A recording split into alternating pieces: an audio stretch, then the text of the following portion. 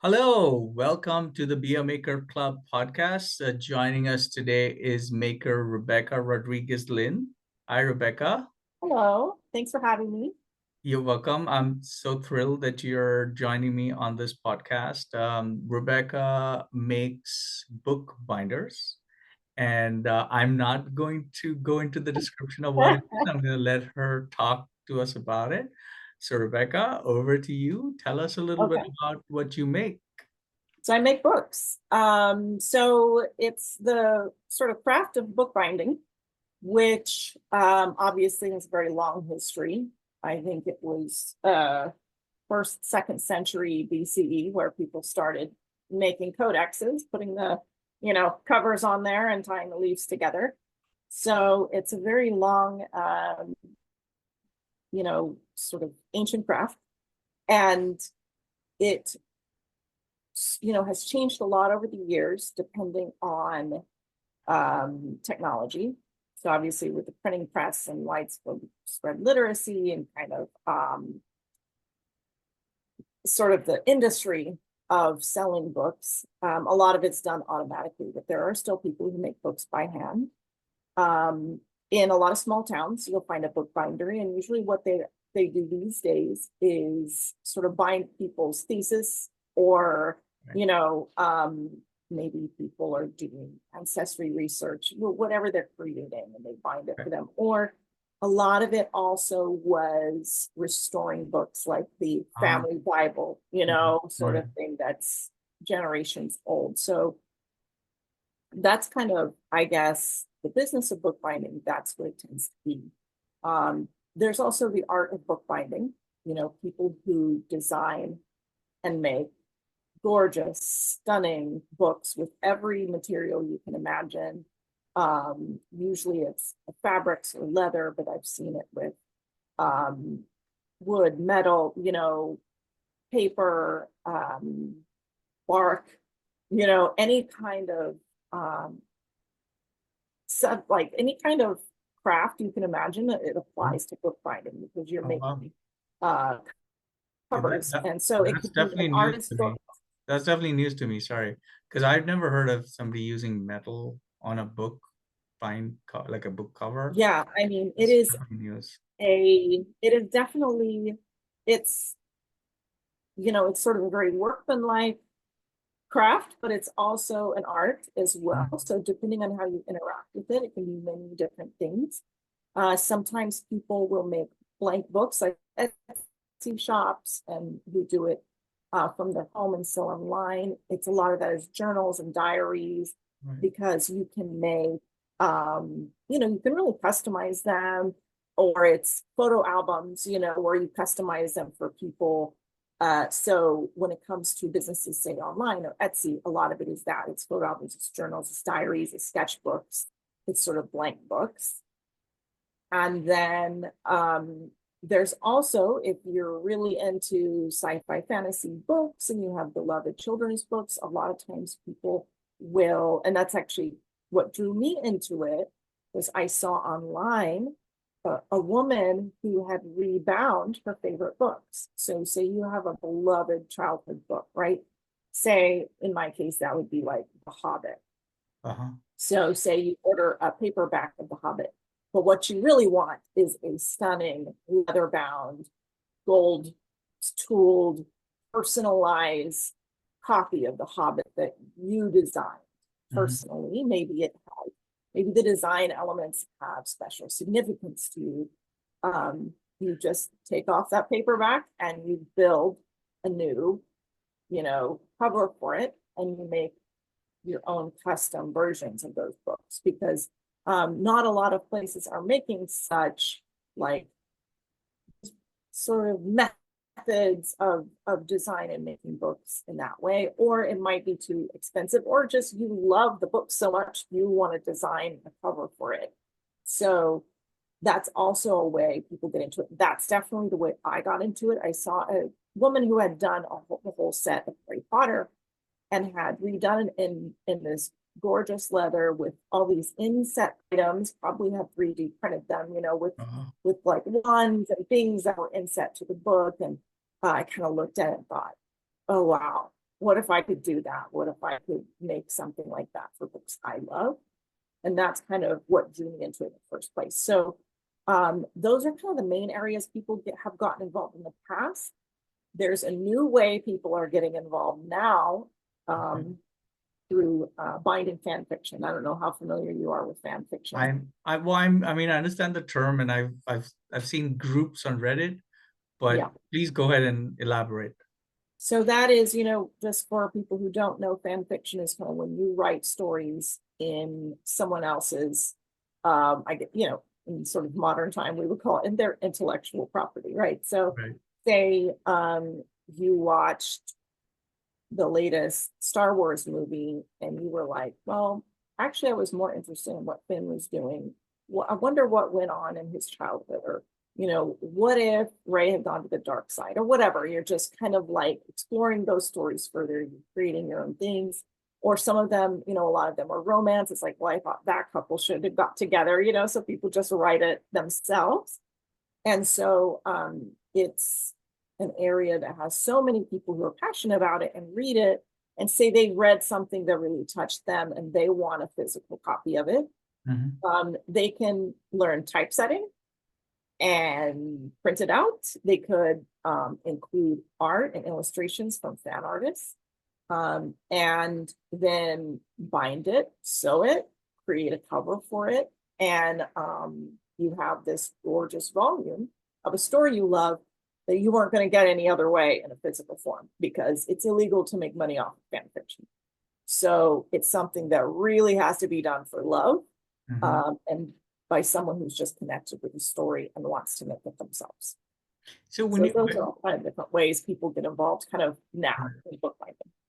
So I just want to, for clarification. So when you say it's illegal to kind of write something using the IP of somebody else, and then obviously to sell it for profit. That part is Yeah. illegal, So correct? writing, creating fan content, that's obviously not illegal. We have Yes. Archive of Our Own, which is a kind of the most used fanfic platform, and it's a nonprofit. And the whole idea is nobody can make money off of writing it, right? So you can write it, but you can't go sell it, right? Because you can't go, I'm going to now make money off of Right. my story about Captain America, because that's not your IP, and that's not how in modern times the way Right. stories Right. and publishing works. So you can create these gorgeous epics, or not gorgeous, whatever you're writing, Right. but you can't make money off of it. So you're not going to see publishers, no one's going to be selling that unless you have the rights. So if you really fall in love with the story and you want a physical version to hold in your hands, you're going to do it yourself. And You have so to it's do this. gotten Yeah. huge. It's exploded on TikTok because some of the Okay. larger accounts there kind of went, I'm going to make a book. There's some people on YouTube that show you how to do it. And it's really caught on like wildfire, because it is so, it's very niche in the sense that you really do have to do it yourself. And, if you want to learn to make that. So in bookbinding, I have found when I first started doing this, maybe 5-6 years ago, there was this sense that it was a dying art and craft and you really had to fight for it. And I remember telling someone, man, I really want to go to this to learn to be a fine binder at the school. And they're like, you better do it soon. They're all going to retire and we don't know who's. And now just this flood of mostly younger fan fiction fans are coming into the craft and Okay. kind of breathing life into it. So Nice. it's a really interesting environment right now. Okay, well, I'm so glad to hear that, because yeah, because there's a lot of things which are art and craft related, which are kind of, running out, and people are like, hey, as long once this old group of people retire, we're not going to Yeah. have that knowledge anymore. So that's really fantastic to hear. Tell me a little bit more about sort of, your own learning curve. Like, how did you start? What did you make first? Materials, a little bit of that. Well, the thing about bookbinding is it's depending on where you live, it's really hard to learn, because I'm Okay. a person that wants to learn in person. Uh-huh. Um, and it's easier to learn in person, right? Because Of they course. have the exact same materials as you, the Mhm. exact same setup for you to really, as a beginner, catch it. So when I first, so I'll tell you before I took, okay, I saw a bookbinding class at my local, well, at the Riverside Art Museum. Okay. Okay. And I had never before thought of myself as anyone who could make art or craft. Like I was always the kind of person that's like, I'm not creative like that. My background's in political science.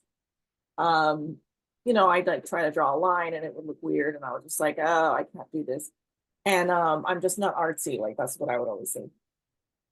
But then the idea that I could make my own book, because I just love books so much that I'm like, I with my hands could make a book like that I designed that I was like, I'm gonna try it. So I went to this class and it was just a couple of hours and they taught us, how to make like an empty journal, a book, Okay. and it was like very simple book board, chipboard, which is basically, like a more dense, nicer cardboard, Okay. and you cover it in the fabric or the paper of your choice or leather, whatever, and then you take pieces of paper, you fold it, you sew them together, and you glue it all in. So that's kind of the basics, or you can sew it in, right? And I think the first one I did, I sewed in. Okay. Um, and the feeling of having made a book, I was just like, I was on cloud nine. I was like, I couldn't believe that I made it. And I wanted to learn more, but I couldn't find anything. Like, there is a book arts place in San Diego, but it's like, no, it's like you can't find anyone that teaches it from beginning to end. They do in Europe because preserve those, they preserve those traditions a little better. But in the US, it's only a handful. And where we live in the Inland Empire, it's like there was nothing. There was an LA Book Arts, which closed after COVID, like during COVID. Oh, yeah. So I emailed the teacher in Riverside and was like, can you teach me? Like, is there anything, dear God, just teach me, and she's super awesome woman. And really, she had started learning through, she had worked in the library at college and they had rebinding and fixing books. And that's kind of how she got sucked into it. So I just went to her house and just paid her by the hour to just teach me. And so I made a few books with her and really it started opening up to me. People make their own paper, people dye their own paper, Wow. you can kind of be so creative at every step if you want to. Um, and so we were doing that, but then I still, she was pretty busy. She had like many, many, many children and was going back to grad school. So it was like she couldn't Yeah. really be my person to do it forever. So Yeah. I was like, okay, I found the Center for the Book in San Francisco, and I flipped to San Francisco several weekends because that's how much I love books. Like I'm not Oh, making money off it at this point. It makes me so happy because it's something I'm passionate about. So I kind of learned here and there, gone out to one class for the LA Book Arts, gone to one here, gone to one there. Um, and then I was making, because you know how it is when you have a hobby, you're like, well, maybe if I sell some, I can justify some of this money I'm yeah. spending Yeah. on places. So I started making these little mini books, turning them Uh, into necklaces and selling them online. okay. And since I'm very into fandom, sci-fi fantasy fandom, and I'm online, I can sell them there to people. And so I did that for a while. But I was always struggling to kind of find local community, anyone who would learn with me. Yeah. Um, and then I found this group called Renegade Publishing, and they're the people who are into into printing and uh, binding fan fiction. And Oh, it was like a whole new world opened up to me. I haven't even bound fan fiction yet. But it was so cool to find this big group of people passionate about it. So I've gone out to LA. We had this meetup where we all rented this Airbnb together for the weekend and had people come and show us things and try to teach each other. So you have to be really resourceful to learn it. In some ways, but if you just want to make something simple, there's YouTube videos where it's like, yeah, get some chipboard, get some paper, get some glue, get some thread and a needle, and let's just sit down and do it. So also journals, and then I started practicing rebinding some books with leather and a few different things. So I just kind of have been scrounging skills from all corners. Like I go to the local leather store, even though nobody there has heard of bookbinding, but I can learn how to work with leather there. Yeah. Or I went to the local gemological society to learn how to work with silver, because people do make clasps and corners and all kinds of stuff for books with metals. So Mhm. it's kind of everything, and I've kind of dabbled in everything as well. Um, Nice. yeah. I think one question definitely for me is what's the difference between binding a new book and rebinding something? What are the steps that are different? Is one more difficult than the other? What do you have to keep in mind? Is there like a big difference between the two? Well, it depends on how ambitious you are, because rebinding, you can also just sort of glue the paper, Right. like the paperback into a Uh-huh. harder back, and there's ways you can kind of convert it. Mhm. Um, and as far as making a book, like a, let's say it's a blank book, it can be as simple as folding multiple pieces of paper, sewing them together, sewing them into a leather. So either of those can be pretty simple or can be very complicated, depending on how ambitious you are and what you want to accomplish, what kind you like, Okay. because once you start looking, and there's a lot of stuff on Pinterest and Etsy and different places where you can see the different styles of books. People who love to embroider make embroider cloth covers. People who love woodworking make wood covers. It's kind of like it's very versatile, and it just Yeah. depends how hard you want it to be. Yeah, I think that part is definitely blowing my mind a little bit in terms of the versatility. Yeah, I think I explained, with Be a Maker Club, we still have access to laser Oh, yeah. cutters. And so we used to do a lot of books. The kids used to do a lot of books there, but they were really just two pieces of wood, right? That they Yeah. would stick on. So it was really just like a wood veneer, I felt on Yeah. actually it wasn't actually bookbinding, not to the level that you're talking Sure.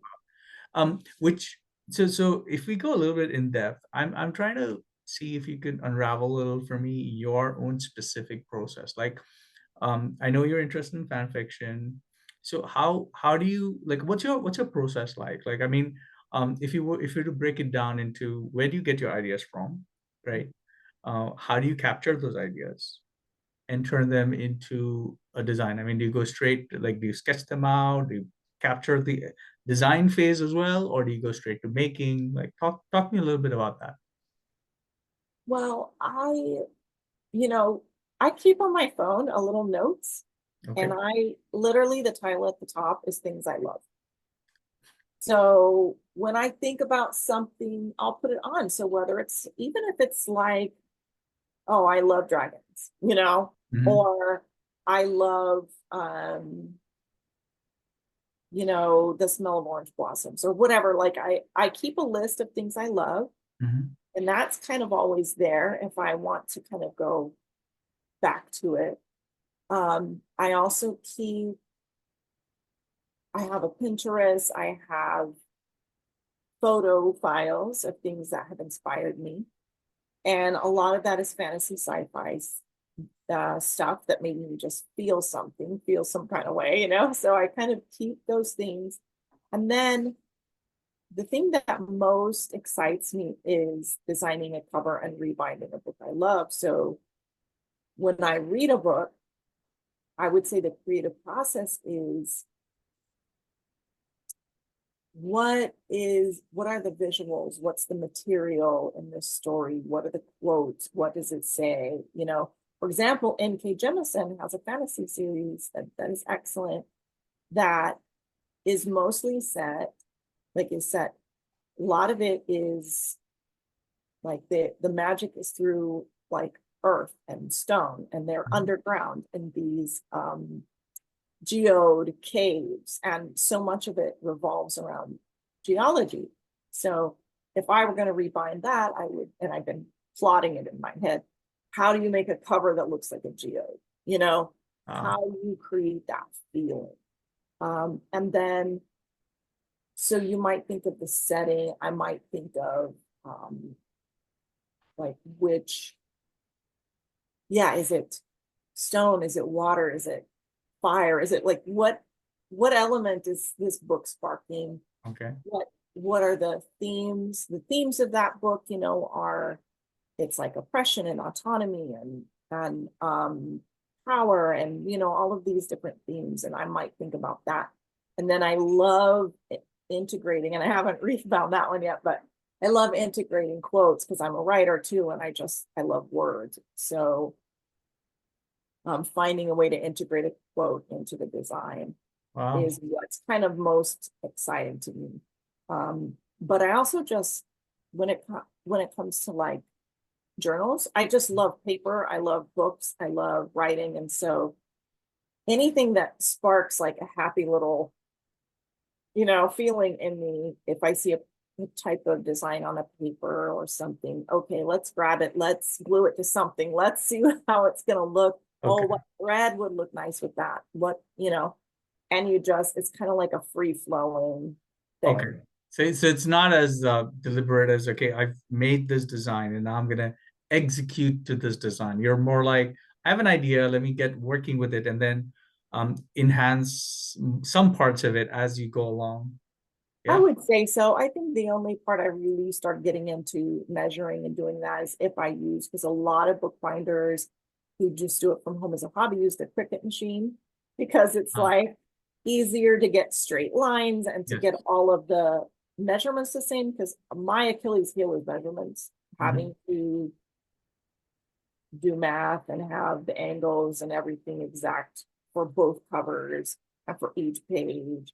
So a lot of the times we use a Cricut, and people think they have to have technology to make a book. You don't. But for some of us who just like, oh, I've got it, and that's easier. I don't have to do all the, you know, I just measure it once Yeah. and then I put that into the machine and it just comes out and I know it's going to match, right? But Yes. at that point, then I'm doing a layout, right? Because it's got to cut correctly, it's got to print Yeah. Yeah. correctly Yeah.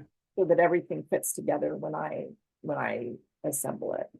So did you have to learn a new set of skills in order to design for the Cricut? Like, I mean, like when I designed for, say, for example, laser engraving, I had to learn like a vector-based software like Inkscape, Yeah. Illustrator. So were that? I mean, you said that's not necessarily a background. So is this another new learning journey you had to do for? Oh, literally everything has been an insane learning curve. I've never done anything that I would consider creative other, I'm sure that I have, but you know what I mean, in a bigger sense, Right. creative, Right. but have I ever, it was like, oh, this is, yeah, how you download these graphics and this is how you make the background disappear and this is how you resize it. Yeah, no, all that was 100%. Like I have to be a sponge for every single part of it because Nice. I wouldn't say that yeah, none of this. I just watched video after video after video after video. I didn't know anything, but I will say that it's given me a lot of confidence to try things. That just that first book I made, I went, oh, all this stuff about I can't do craft or design or art, and that's not something I'm good at. Like it definitely just revolutionized my life because it was like, oh wait, you just learned that. You know, like it's not magic, it's not mysterious. Right. You just need someone to teach you and you just need to give it a try. And so now I've been more like, okay, well, I'm going to try this. And so now I'm very brave about just learning all the aspects of it. Okay. To tell us about the last book you did. When was it? What did you do? Um, I don't remember exactly last. You know what? I made a little artist book because I love the show, The Expanse. Okay. It's a sci-fi show on Amazon, and I read all of the books too. And I thought, you know, I'm going to make an artist book. I'm just going to be creative. So I made a little book, and I say little because it's little with like this metallic paper, and I designed it to look like the doors of the spaceship of the Rosie, so that when it opens, it's like the door's opening, and then it's like, and it's on my Instagram, but like it folds out. I just folded a paper, and Uh-huh. I learned how to like watercolor a little night sky because it's space. And then I just sort of glued on pictures of each of the cast members and like my favorite quotes, and just made this fun little artist book that you can open and pull out and kind of read the favorite quotes, and it represents something I loved about the show for me to just have in my hands and look at. So you said that was in your Instagram, right? Yeah. Okay. So we're definitely going to share links to all of that because Yeah. I think a lot of what you're saying, I can visualize. I mean, I have a background in design, so I think my visualization is decent, but it'd be fantastic to see all of these things. Yeah, I have a little video I think on there of me opening it, and um so it was just super fun. Nice, nice. That sounds amazing, actually. Was there any part of this that was, because I mean, it's very clear what your passion is. Mhm. And we're also now touching on what you're actually getting out of it, other than the physical book itself. Yeah. But I also wanted to ask, is there any things that you don't like about it, or that were kind of intimidating, and maybe there still are, but and do you have a method to overcome them? Well, yeah, for me, it's the measuring. It's like, and like I told you, I would love to learn woodworking, and it's a similar thing where I go, oh God, because I look at and the funny thing is, I did geography, I mean, geometry just fine in high school, but high school was a long time ago. So it's like, okay, even being able to like express what the measurement is on the ruler, I'm like, oh, that's two lines past that one. And like it's such a pain. It's like my worst thing. So I do want to improve on that. Um, and I think yeah, just all the folding and pressing things, but that's just takes a little bit of patience. But honestly, the most annoying part for me is just the measuring things to get everything to line up. Oh, and what about making paper? Have you gotten that part I yet? haven't. I really want to though, and I've actually seen a class that like happens maybe twice a year in San Bernardino, but I'm like, oh, I'm gonna try to go to that because that is super fun idea too. Because I just love recreating these creative processes that were done in ancient times. It was really cool. Even though I definitely embrace all of our modern tools as well, I like both. Okay, so I'm going to ask you something that's sort of in the back of my mind now. It's a question I've gotten curious about because we talked about how this is like an ancient technique, right? So in some ways, it's a bit of cosplay as well. Like you're reimagining the time, but then you're doing a modern take on it, Yeah. right? So what about extending this further into like, have you ever thought, okay, I'm going to use my bookbinding skills to make personalized covers for a Kindle or, one of those pads that you can write on or something. So actually Yeah. having an electronic device, because whenever I brought this up to people who are craftspeople, they have very kind of vicious reactions almost to it. They're like, no, No, I don't want to dabble in technology. So I just wanted to see what do you think? I mean, have you attempted it, or what's your take on it, actually? I haven't, but I have seen on Etsy that people do use those same skills because it is, you're making a book cover, but you're just measuring it to a device and you're not dealing with the paper, right? Yeah. Um, and yeah, I've definitely seen people use those same skills for a lot of different technology. And I think it's great. I mean, I think I'm a sci-fi as much as a fantasy fan, and I feel like you know, while I think fantasy really embraces sort of this pseudo medieval, this idea of which obviously is not reality, but it's kind of our own ideas of like pseudo medieval stuff. And there are people also who create replicas and for movies or Mm. create this is what a book then would have looked like, and they do that as well. But I also love everything, all the possibilities that kind of our modern technology can provide. Yeah. I mean, I read a Kindle when I go on vacation. It's like, I'm not one of those people. I'm really not one of those people. Like, you'll find a lot of bibliophiles are like that they're just like, I only like the old stuff. I like smelling books and touching paper. And it's like, well, so do I. So does everybody. But technology has its place as well. Like, I can take like a million books on vacation with me, Yeah, that you that is, I know, mean, that is extraordinary, right? Like and they're how at the touch of my finger instantly. Like, what? How is that not incredible? You know? yeah. So yeah, I'm definitely open to it. I haven't done any of that myself. Okay, and I kind of, I guess the question came to my mind because I also sometimes have mixed thoughts about this, or not thoughts, feelings actually, because when you're actually making something very old school, like you kind of want to feel like, I want people to appreciate the actual skill and the art Yeah, and the understanding that I've put into this, and then sometimes that gets overshadowed by whatever bling piece of technology that's inside it, right? yeah. And I feel maybe that is also part of it.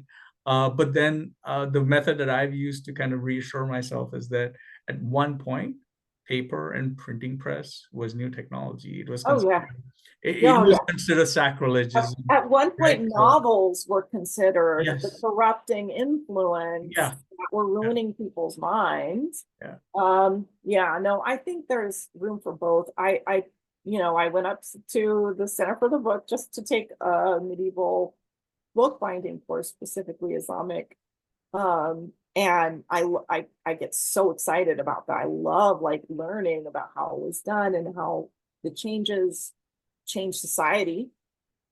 But there's room for everything, Yeah. because you're right. There's no such thing as the original perfect thing.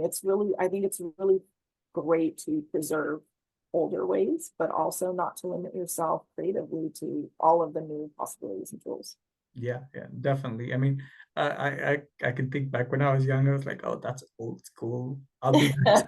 And now the definition changes so quickly. Yeah.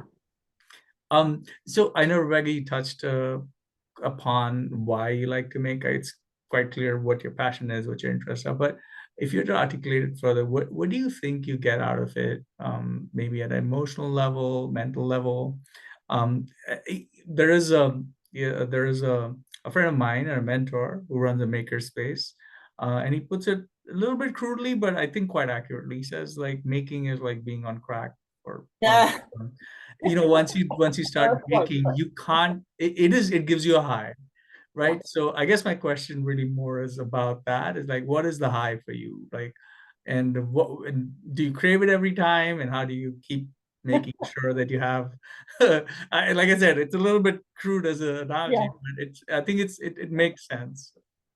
Well, I actually think because it all centers around books, and if I think to my childhood, the most comfort I can remember experiencing was just laying on my sister's lap and she read to me. She read to me The Hobbit, Lord of the Rings, C.S. Lewis.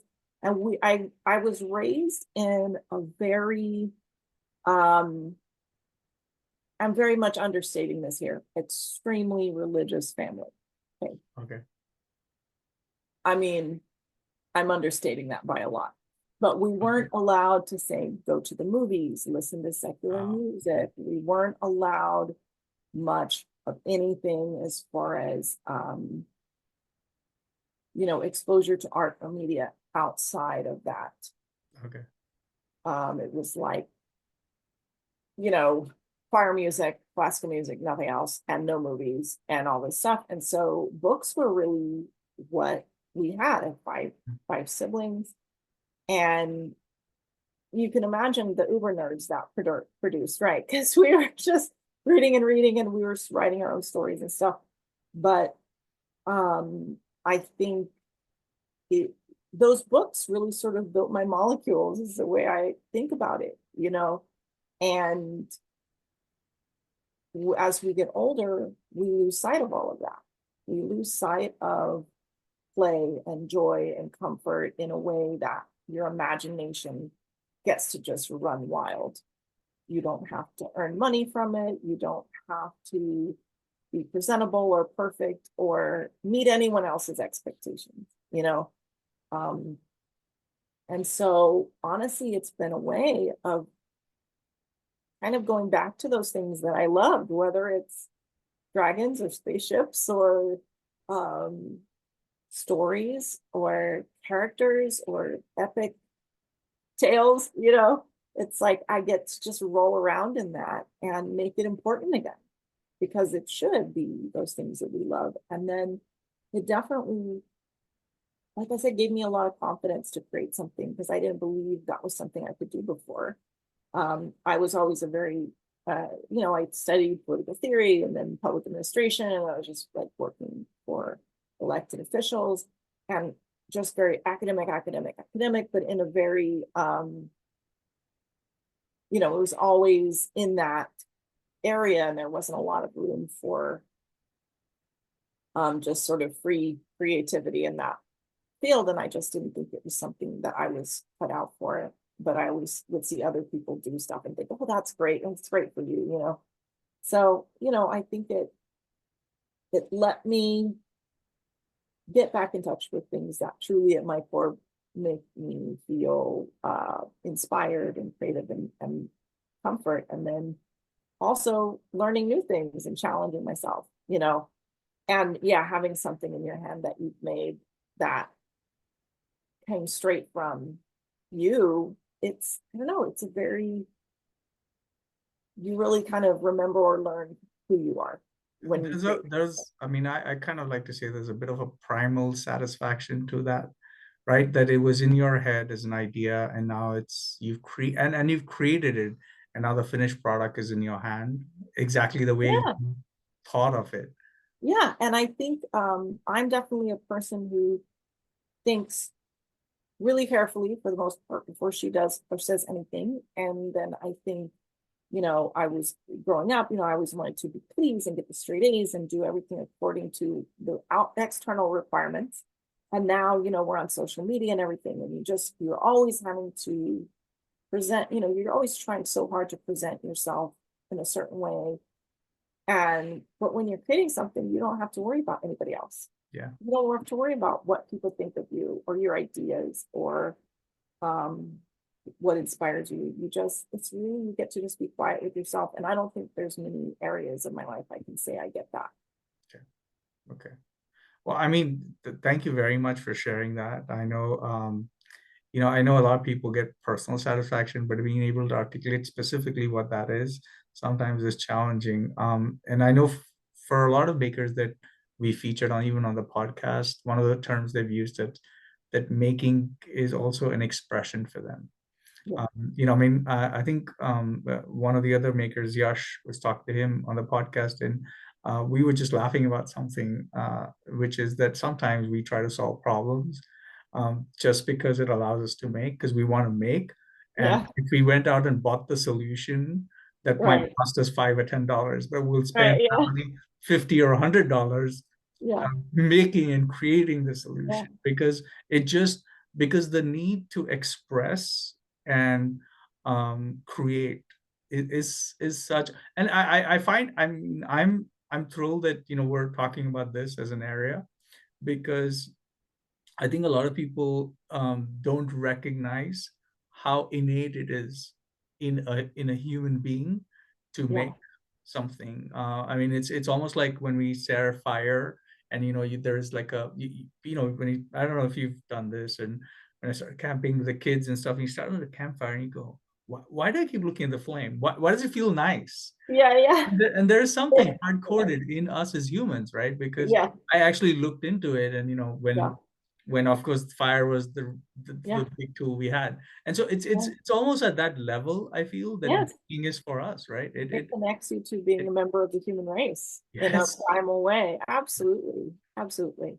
Well, Like we look at the stars, we look at the fire, we like to put dough in oil. I mean, there's a lot of things. There's a lot of things we all love. And creating, I think, I think that's a huge part of it. I think if it's hard to realize that for most of my life, I wasn't doing a lot of it because I didn't I guess I didn't understand, um,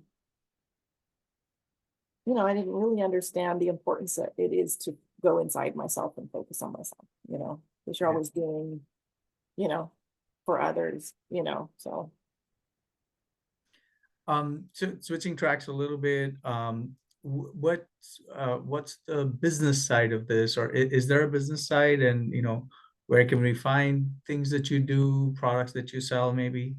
Oh, no, I mean, my Etsy shop's on hiatus. I'm just doing this for love at the moment. Cause I got basically I got a second job because I started Okay. teaching as well, because I would really love to, kind of professionally. Yeah. And like I said, kind of with the confidence it gave me, I've been trying lots of stuff now. I'm trying painting, I'm trying drawing, and literally everything you try, you can fold into bookbinding. That's good on you. Good on you. That's incredibly motivational. I'm hoping that other people take note of that, because yeah, I certainly felt that way, especially when we were teaching younger kids. Yeah. We worked a lot with 5 and 6 year olds, who it was very difficult to explain to them what is CAD, computer aided design. But once they figured even a little bit out, it was great to see how their brains could put together. Oh, I know how to do this, so if I tried this, then I'd be able. So it's very formative, at a very Yeah. formative level. We're adults, but it's that same process, Yeah. right? It just keeps repeating over and over again. And I think, again, that's the other part about making that I think is amazing, right? It gets you back Yeah.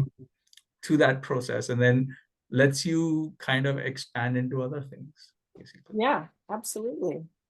So I'm kind of trying a little bit of everything now. And I definitely do want to get into fic binding. So that means I'm going to be learning new skills, because I need to learn how to to actually do all the text and do the layout for the text and learn about font and learn about, so I'll be trying to learn a whole new skill set. But Well, that's no, part of the fun of it. best of luck for that. And Yeah. yeah, it does sound like a lot of fun. Yeah. Okay, well, on that note, I'm gonna say thank you very much for sharing your story, being on the Be a Maker Club podcast. Hopefully your story is going to inspire some other people to join bookbinding and explore it as Yeah, a absolutely. fun hobby, or maybe even a nice side gig. Yeah, thank So you for having me. I'm always happy to geek out about books and bookbinding. that's great. All right, we'll come back soon with another episode of the Be a Maker Club podcast. Thank you so much for listening. Thank you.